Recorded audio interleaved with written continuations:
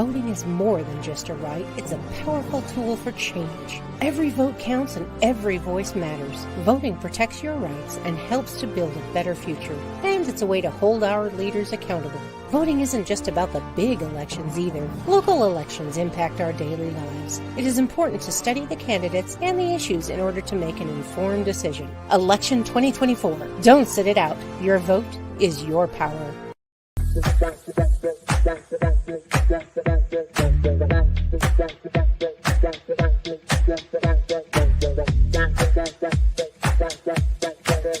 PR Connections Radio presents. Well, I guess you can be very successful without one, and probably some people do. But I would not have accomplished anywhere near what I have accomplished without a mentor. I have had a number of mentors, and my whole life has changed dramatically. I went from going nowhere to having a business that operates all over the world. If you want to win in a big way, you want to get a mentor. It's almost like getting a direct pipeline from their mind to your mind, where you're gaining all their wisdom, all their experience, and all the studying that they've done over a number of years. And like that, you get it all in a short period of time. Are mentors important? Well, I'm going to tell you, mentors literally changed the course of my life. Let's take a look at what thinking into results is and what it could do for you, how it came about. You see, my life had changed dramatically. I went from earning nothing to earning over $1 million a year. And I was sitting one day and I was thinking, how did all this happen? Do you know, I was reading Think and Grow Rich. I was studying Earl Nightingale's material. But a lot of people have read those books and studied Earl's material. And they weren't accomplishing what I was accomplishing. So I had to ask myself, what am I doing so different? You see, I had been raised to believe if you're going to earn a lot of money, you've got to be really smart. I was earning over $1 million a year, and I didn't think I was that bright. I was also raised to believe if you don't go to school, you can't win. Well, I hadn't gone to school. I went to high school for about 2 months. I didn't have a good job. I owned the entire company. If you want to be happy, healthy, and prosperous, it's all here. Thinking into results is going to show you how to get it. If what I've said really triggered something in your mind and you're thinking maybe, contact the certified PGI consultant, hit the button, leave the information, do yourself a favor, sit down and talk to them about what this program can do for you. This very well could be the decision that will change the rest of your life. Thank you, Bob. That was Bob Proctor, Proctor Gallagher. I'm Sid Maestri. I'm a certified consultant with the Proctor Gallagher Institute and with our Thinking in Results program. And Thinking in Results is about changing your thinking to change your results, and particularly going after something big, identifying your big goals. And that's one of the things we teach people. And today we want to talk about ABC goals, not the ABCs of goals, but A goals, B goals, and C goals. And today I have my guest, trained voice actor John Gage will be coming on. He's been studying with us for over 6 years and has a great story and is really in tune to going after big goals.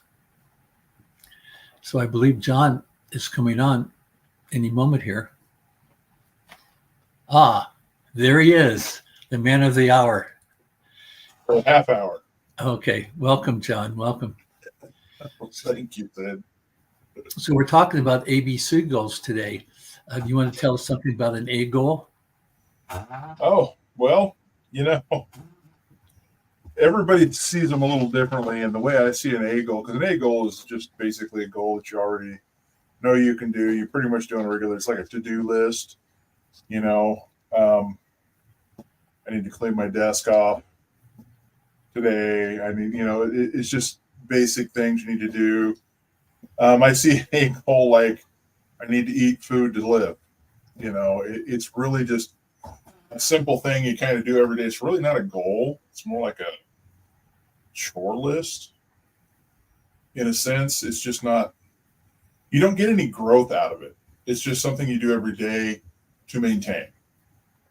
Because eventually, those C goals become an A goal, right?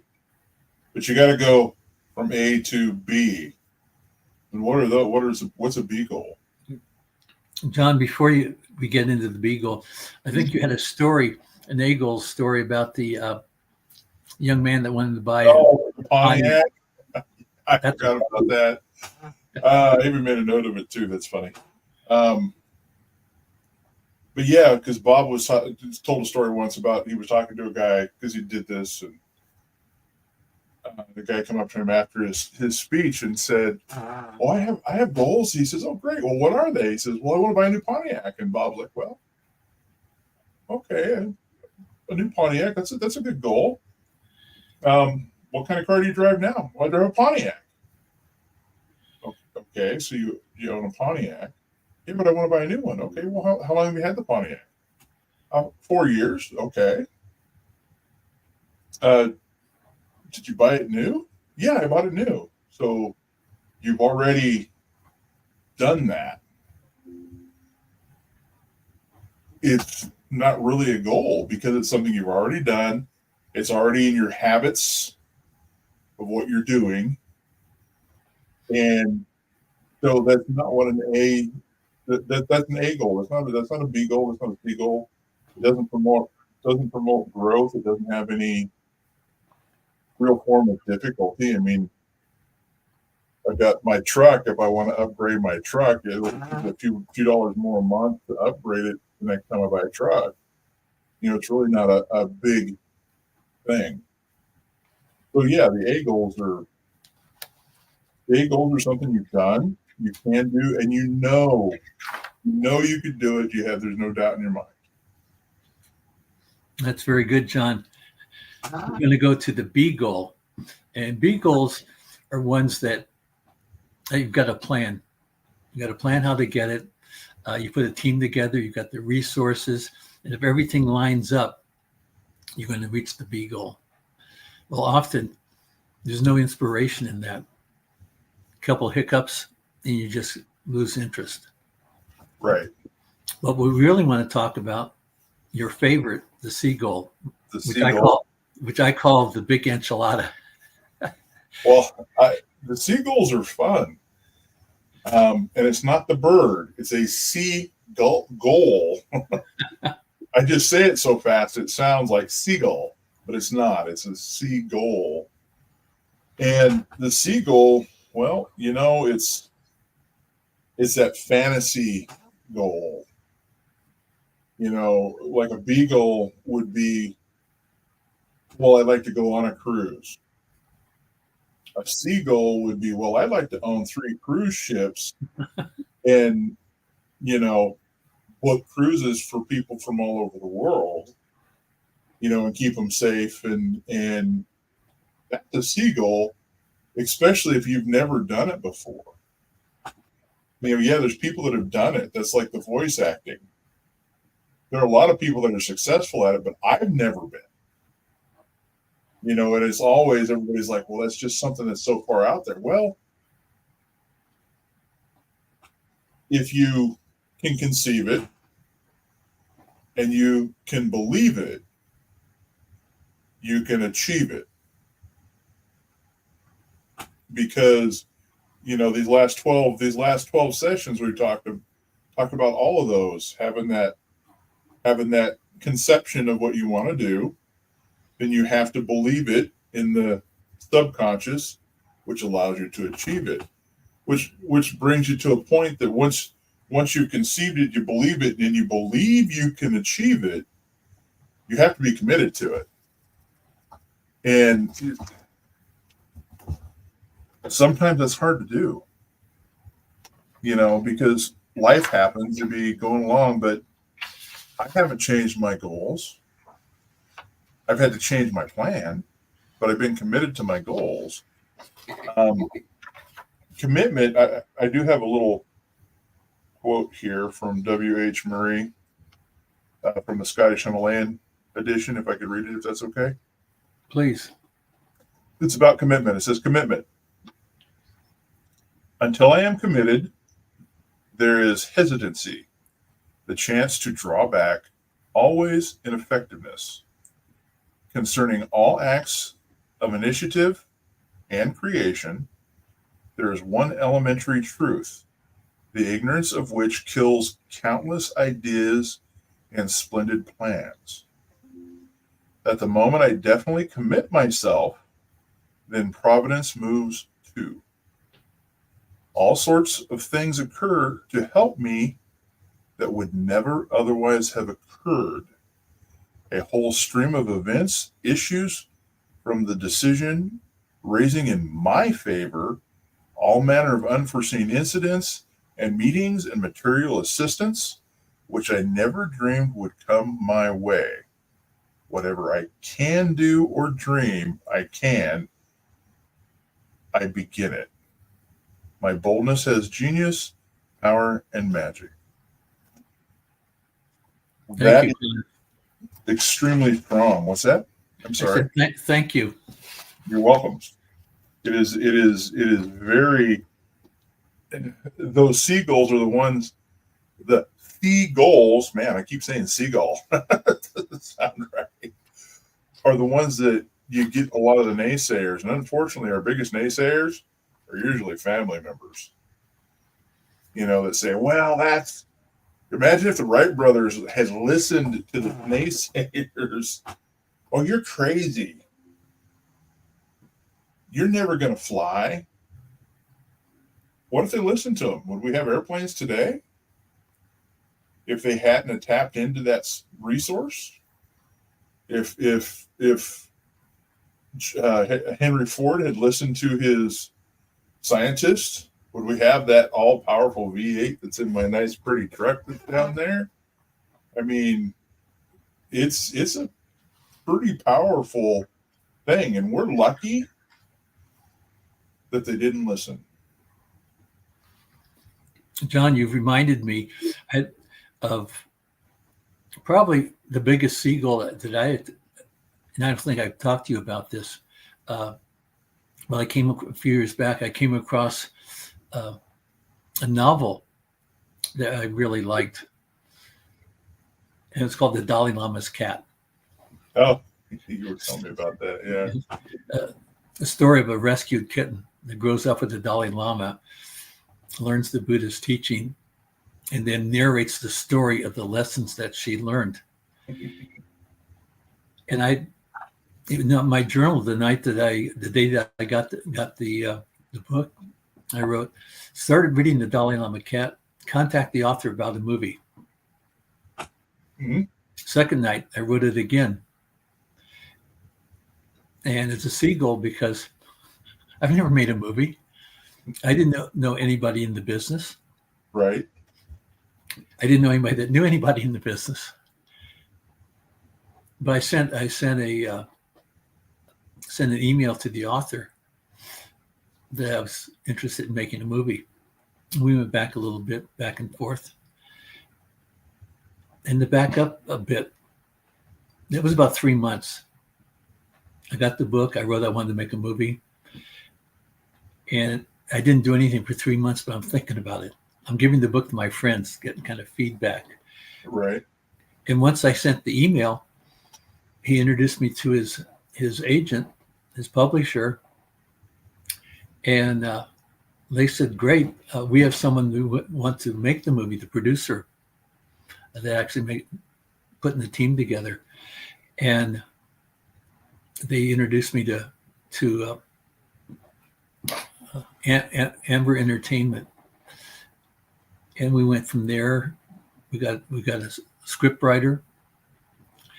Did not like it. Got a second one, and got one that we liked, and it's still in production.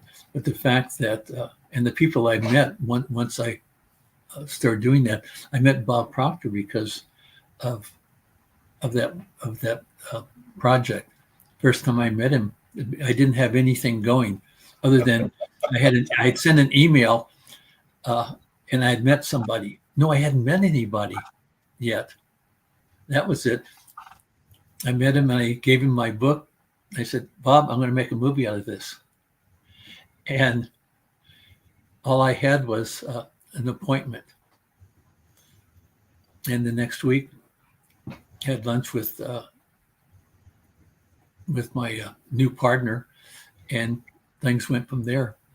And as you were reading in commitment, once you make a commitment, things happen. The right people showed up, connected. Right. In fact, I'm a spiritual warrior, and my new partner Eileen Maisel, we had lunch, gave her my card. I'm a spiritual warrior, and I've always said that. She sat up a little taller and looked me in the eye and says, "I'm a spiritual warrior too." And after that, our correspondence would always be, she was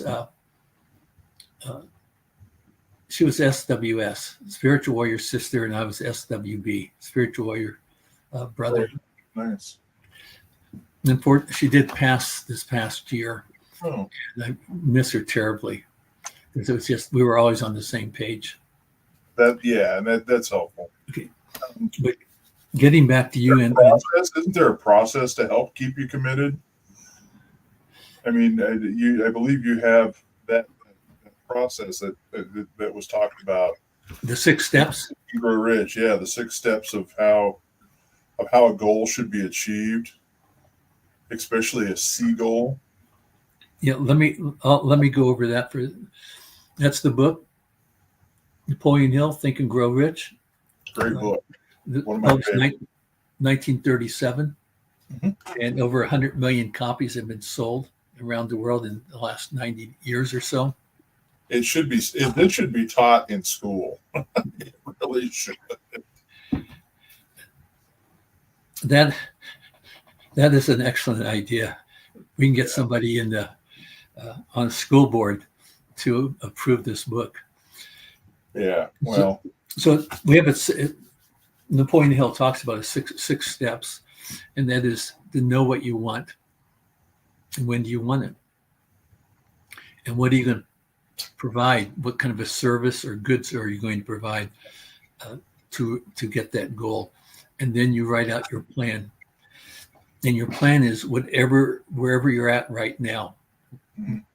You write your plan, and I'm going to say with faith, you know it's going to change. John always likes to say, the goal's the same. The plan may change, but the goal is always the same. It is. And just I'm going to say a new thought that just came to me. A plan changes because what you were doing didn't work. Right. And you don't get discouraged. You look at it another way, another perspective, and try another way. And there's a reason for the mastermind meetings too. Yes. That was the last session we had. Okay. Let me throw this. The last thing on the 6 steps. What do you want? When do you want it? What are you going to give for it? What's your plan? Right. Then you write it out. Paragraph story type session, and then you read it twice a day, in the morning and at night, in front of the mirror in the bathroom, with emotion. I like to say with passion and unbridled enthusiasm. You do not reach goals without passion, without emotions. You can't. Your emotions are energy, and you're bringing energy of the level of what you want, and the universe responds. But I'll throw that back at you, John, because I know you've got some thoughts about this. On the frequencies and the response. Yeah, I mean, we've been talking a lot about my health and how getting healthy is very important, and things start coming to you because you're trying to get healthy and you're thinking about different ways. Okay, I found a way that works for, say, weight loss, but I'm still feeling a certain way. I'm still tired a lot. Well, where do I get energy from? So you start researching different foods, and one of the things I discovered this last week was that we can actually get energy from the clothing we wear, like wool and flax linen. They have apparently this massive healing property, either one of them. You can't mix them because they actually cancel each other out because they're actually reverse polarization. But they put off 5,000 megahertz of frequency, which heals the body and it has a lot of very good benefits. But part of the reason hospitals use linen is because of its healing properties. And other fabrics, say like polyester, has a megahertz frequency of 15, which is the same frequency we put off if we're very ill or have passed on. It's a very low, it's an unhealthy frequency. It actually causes more problems for us than any kind of benefit we get from it. It's really strange how you learn all these things. And I mean, they did a study in, what was it, 2011? They did a real thorough study on flaxseed linen and wool. And it's amazing what these particular fabrics will do for a person. You know, if you buy all linen sheets, they're not really that much. I was looking at the price here the last couple of days for linen sheets. They're really not any more expensive than, say, Egyptian cotton or silk. And silk actually has a frequency of 15. Organic cotton has a frequency of 100. And what they discovered with this study is that the frequency has to be 100 or more for it to be beneficial for our bodies, because our bodies put off at a healthy frequency of 75, I think. Well, it might be 100, but it's interesting what you start learning and starts coming your way when you start putting out there, okay, I'm ready for something new. Well, John, I'm going to add getting some linen sheets. I'd like to get back to the seagull, make a couple of comments. Sure. We're looking at the seagull, and what's important is the journey. Mm-hmm. Yeah. Who you become on the journey, going for your seagull, and knowing that once you reach your seagull, I like to say it's a foundation for you to do something bigger and better. Absolutely. In the past, I've had goals and I didn't understand long before I met Bob Proctor. And I get to the initial goal and I didn't know how to build on it. May I say something on that? Of course. That's what you heard, John. Most people that can accomplish something, I've done sales for many years, and a very good salesperson usually has zero clue how they do it.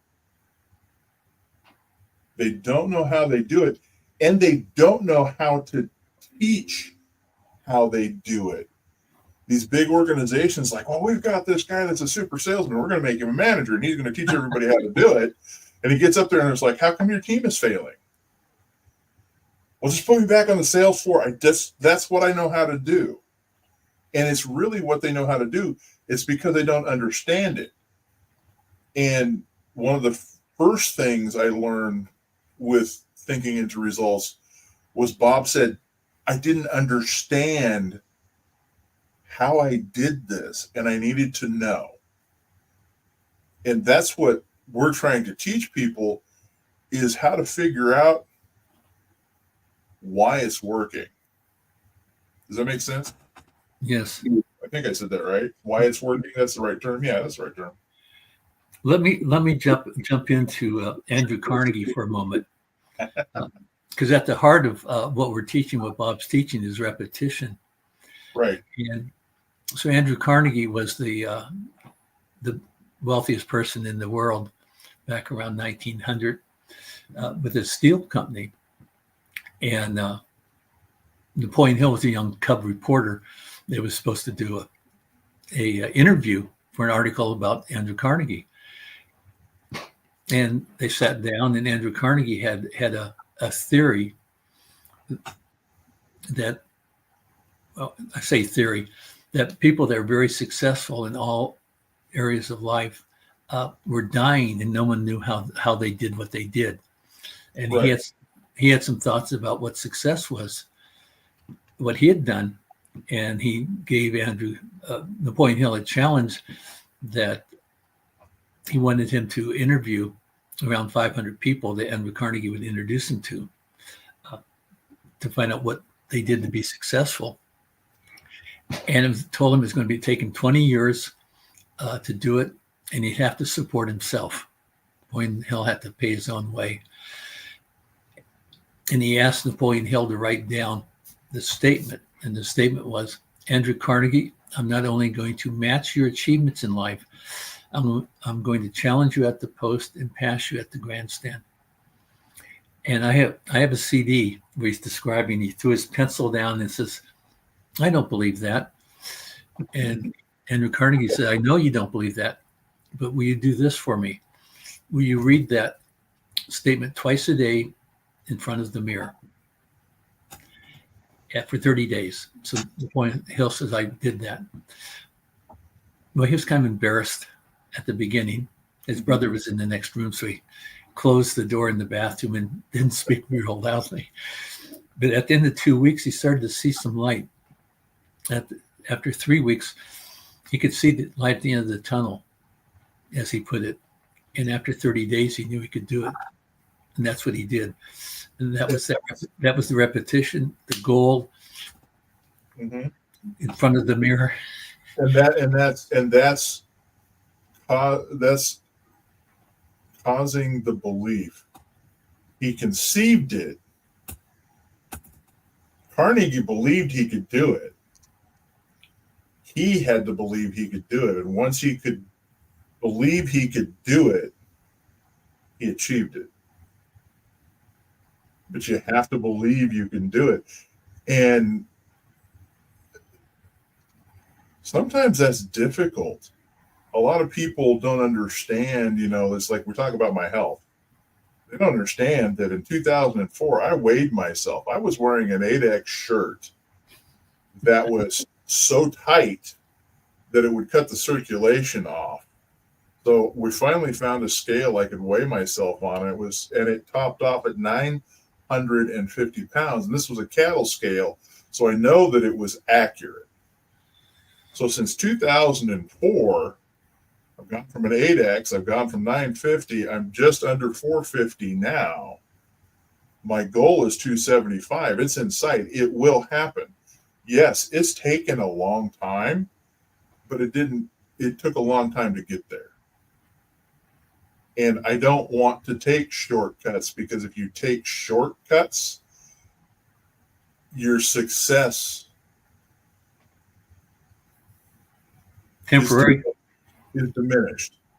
It's not as valuable to you if you take a shortcut and succeed as if you go through and you know that if you painstakingly do this the right way, it'll be forever.